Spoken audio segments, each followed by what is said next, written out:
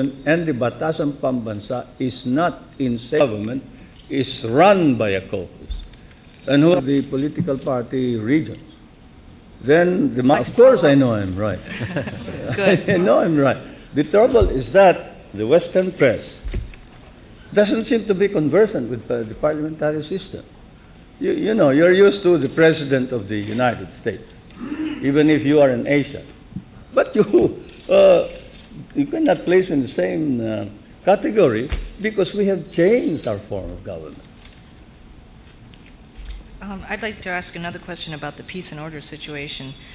In your statements on the killing of General Karangal, you said that subversives... I do not hear it. I cannot understand. Oh, in your Will you get closer to the mic, please? In your statements on the killing of General Karangal, you said that subversives had a liquidation list of government leaders, including yourself and members of the cabinet. What evidence do you have for the existence of this list? And we have the testimony of two of the men who are involved in the conspiracy. I see. Could you tell us some more about this conspiracy? I cannot. This is a matter which is of the highest secrecy. But all I can tell you is that the manner in which the killing was made has been assessed by all our experts. For instance, such things like a smoke bomb. This smoke bomb has been used in most of the killings in the South. The latest killing in Davao, for instance, was covered by two smoke bombs thrown into the area of the crime, and getaway was either motorcycle or in a car.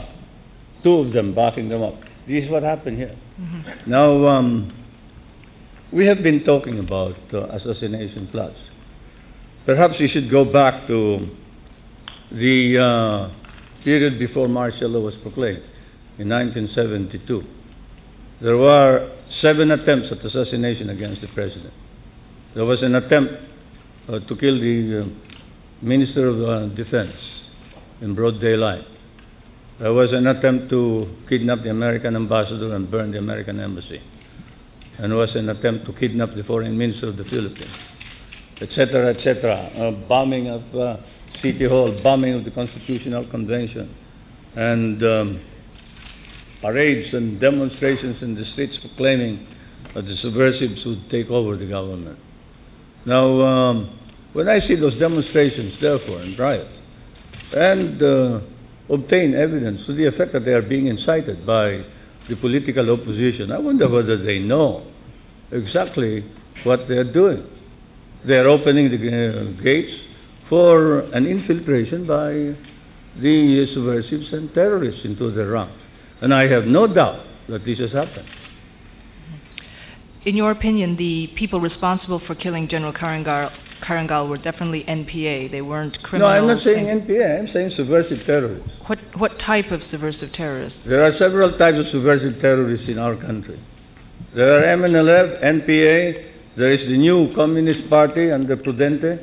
Then there are the professional killers under the hire by several groups, including civilians. What types of groups? What types of groups under civilians? Well, the groups who have an axe to grind, who have a particular mission or objective. You want us to draw the crime profile for you? Well, we will do that after a while. Okay, thank you. Mr. Bill Brannigan of the Washington Post. Bill? Elected more opposition assemblymen than expected. Well, we are assessing this message. You fellows in the Western press say there is a message that has been given me. I say yes, but one of the messages I get is don't ever disregard black propaganda any time in your political career. This time we disregarded it. We refused to dignify rumors and suspicions, even if they were printed or broadcast by the foreign media. And such a thing like, for instance, the suggestion that the President and the First Lady had anything to do with the killing of Aquino. We refused to say anything about it. But the black propaganda worked. Some of our people began to suspect that the reason that there was silence about this is we could not, we were under suspicion and we could not answer those charges. And when you say to Misamis Oriental,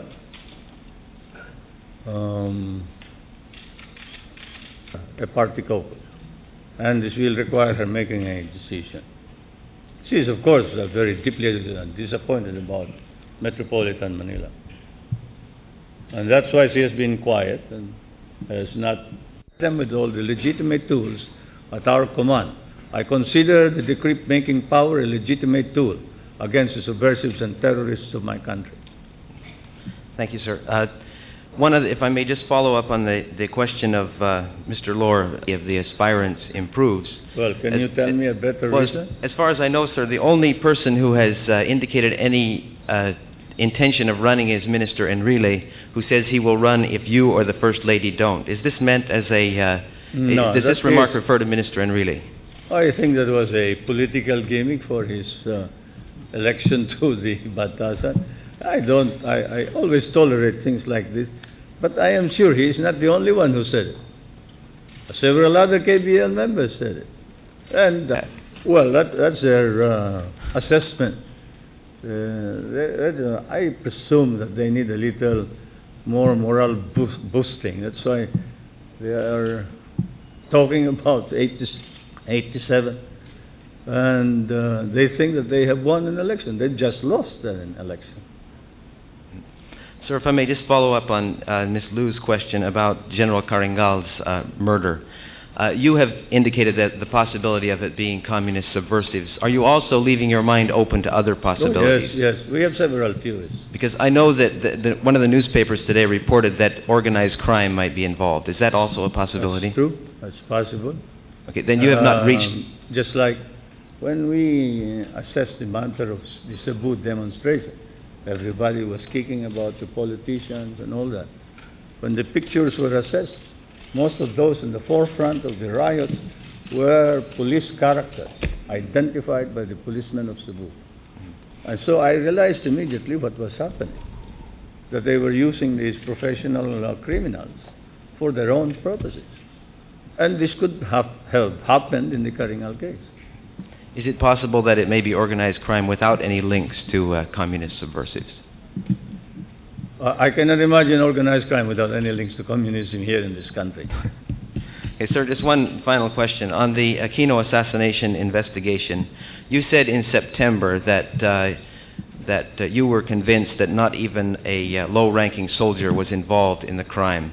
With the evidence that has come out before the Agrava Commission, evidence that seems to indicate that a good possibility that Mr. Galman was not the killer, or that if he was, he does not really have communist links, that assessment. Now look, I appointed the commission to conduct an investigation. You want me to undermine that commission by discussing this problem? What I did say in September was in accordance with the evidence that had been submitted to me by the police officers and the Metrocom, Metrocom and the chief of Metrocom, General Oliva. The indications are that no soldier participated in this dastardly crime. Now, I would suggest that you review the evidence presented to the Agrava Commission, because our assessment is that the evidence supports his statement, but I will not debate about it. I will not argue about it. I intend to allow the Agrava Commission full, complete freedom in determining exactly what happened in this case. So you will please excuse me from answering any more questions on it. I understand, sir. Can I just ask one that goes a little bit beyond that? The Agrava Commission, when... Or rather, from beginning, June up to December, we will have to depend more and more on the commercial banks. If I could just follow that up, is that the commercial banks domestically or abroad? Abroad. Well, both. Mm-hmm. Both, because the commercial banks here have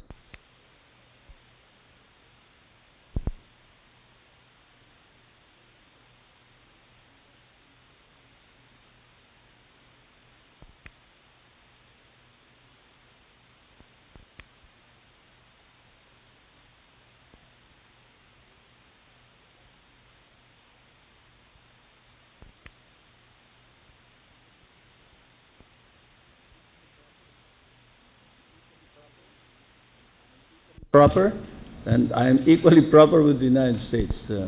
We don't intervene in our internal affairs, but we are interested in the results.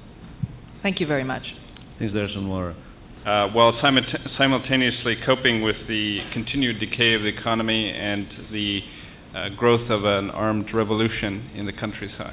I am going to do it. There's no option. There's no other option. I am president. I was elected as such. I will continue as president until 87. And I intend to perform my job as efficiently as I did from 1965 to 1984. I don't think there is any other alternative. And frankly, just between us, I feel that I am much stronger now than I was in 1982 and 83. I am over the hump on this question of the malignancy arising from shrapnel wounds. My allergies seem to have been removed. And thank God I'm back to my exercise and sleep program. One more quick question, Mr. President. Most of the election irregularities and violence that I and others who covered the recent National Assembly elections observed or investigated had nothing to do with the NPA. I noted in your opening remarks an emphasis on subversives and terrorists. Does this foretell a new military crackdown, and if so, why? It's not a crackdown. The responsibility for maintaining peace and order has been returned to the Kilusan Bagong Lipunan. Now, I don't know why Americans do not seem to realize the danger of a communist rebellion. Ever since Vietnam, you have been trying to close your eyes to the danger that arises from communism. And we people who are fighting communism every day, who are facing possible liquidation every day, we have to face up to the fact that if we do not weaken the NPA, the subversives now, later on, they'll be marching in our streets here in the city again and proclaiming the takeover of the government, as they did in 1972. Now, when you say crackdown, listen, there is a continuing fight in Southeast Asia between the established governments and the communist subversive threats. They may not even be communists, they may not even understand Marxism and communism, but they certainly know the dictum that power comes out of the barrel of a gun, and they're using it. Now, perhaps they're using also the United Front tactic, which means incorporating and integrating into the effort against the government all parties who may have any reason to be disenchanted or aggrieved about the government or about persons in the government, like Marcos or his cabinet members, or even the policemen. Now, this is the United Front tactic, which is well known to all political leaders in Southeast Asia. You have students, you have workers, you have church members, you have nuns, you have priests, and you have others who, while not identified with the left or the Communist or Socialist Party, are manifesting some grievance against the government. The political groups also try to utilize this disaffection with persons in government and without identification of ideology in order to obtain votes. But the Communist Party does it not just to obtain votes, but to undermine the government and grab authority by violence. And so it's really not a crackdown. It is a continuing effort, which was suspended when the COMELEC deputized, that's the term, deputized all the members of the military and the police for the election process. I also said that there is no reason for keeping our minds closed to other theories with respect to the Karingal case. There may be other reasons for it, and we intend to find out. Mr. Victaniedo of the press. All questions have been answered. May we thank the President for this press conference as well as look forward to the next one. Thank you very much. Thank you.